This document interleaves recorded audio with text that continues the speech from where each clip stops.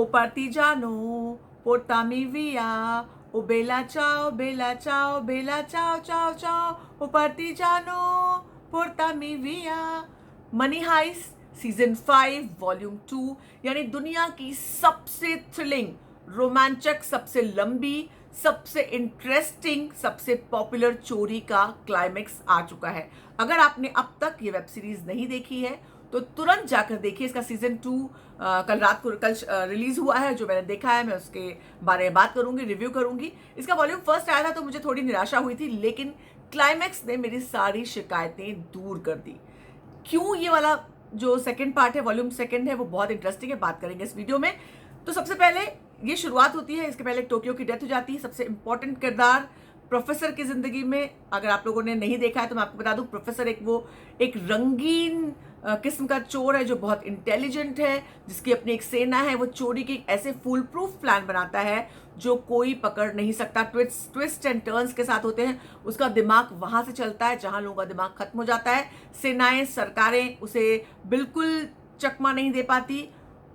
पूरे देश की जनता उसे प्यार करती है, पूरी स्पेनिश जनता उसे प्यार करती है। एक क्रांतिकारी के रूप में वो उभरता है और उसकी जो टीममेट जिनको वो तैयार करता है उनकी सबकी कहानियां सुनाई गई थी। ये बैक स्टोरी है। मगर यहाँ पर शुरुआत होती है, टोक्यो की डेथ हो चुकी है।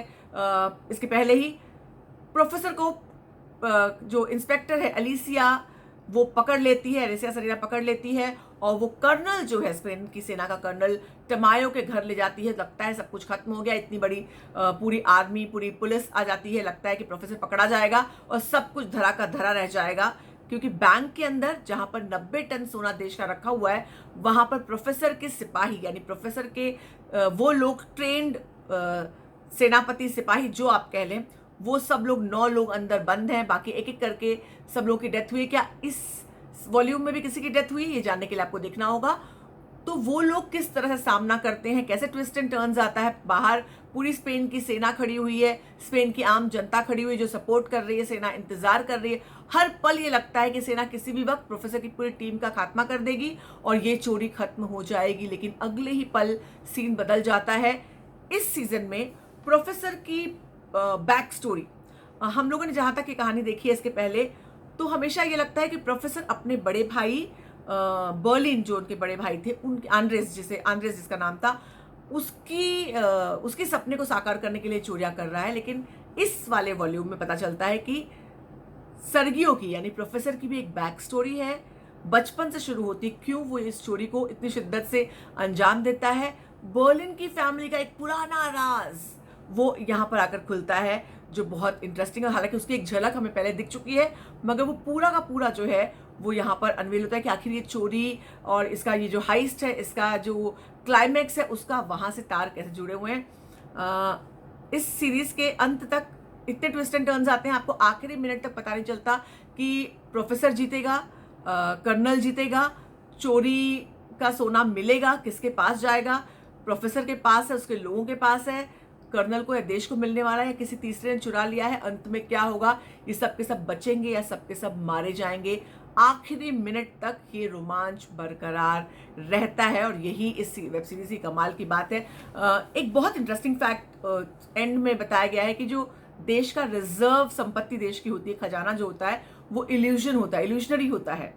दरअसल उस खजाने का देश की इकोनॉमी पे या देश के वेलफेयर पर या देश की आम जनता की जिंदगियों पर कोई असर नहीं होता। वो खजाना रहे या न रहे, उसका भ्रम जो है वो बना रहना चाहिए। अगर भ्रम बना रहेगा तो देश का गोरख धंधा जो है वो चलता रहेगा, क्योंकि वो भ्रम पर, इल्यूजन पर सारे स्टॉक मार्केट और किस तरह से डिपेंडेंट रहते हैं। वो एक बहुत इंटरेस्टिंग फैक्ट जो है आम जनता को, लोग जानते हैं मगर आम जनता तक पहुंचाया गया है।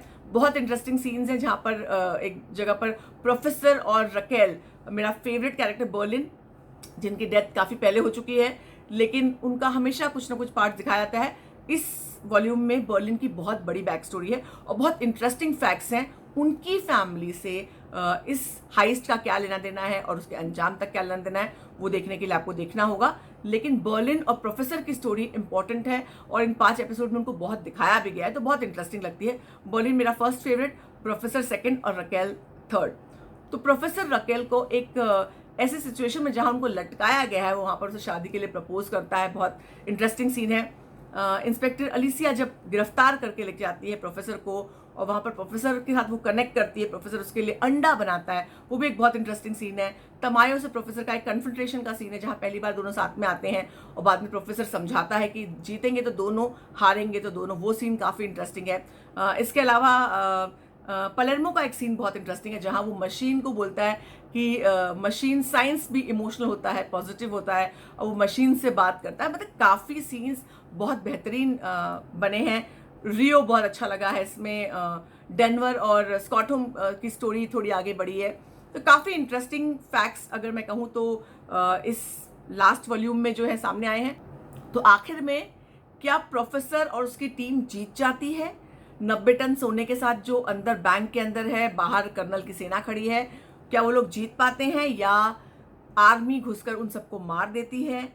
सोना किसके पास जाता है? क्या सोना कोई थर्ड पार्टी लूट लेती है, प्रोफेसर के लोगों के पास पहुंचता है, या फिर देश की सत्ता के पास या देश के सेना कर्नल के पास दोबारा पहुंच जाता है?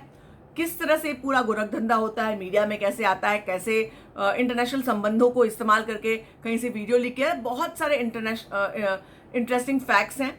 अगर आपने अब तक इस वेब सीरीज को नहीं देखा है तो आपने वाकई एक बहुत बेहतरीन कहानी को मिस किया है।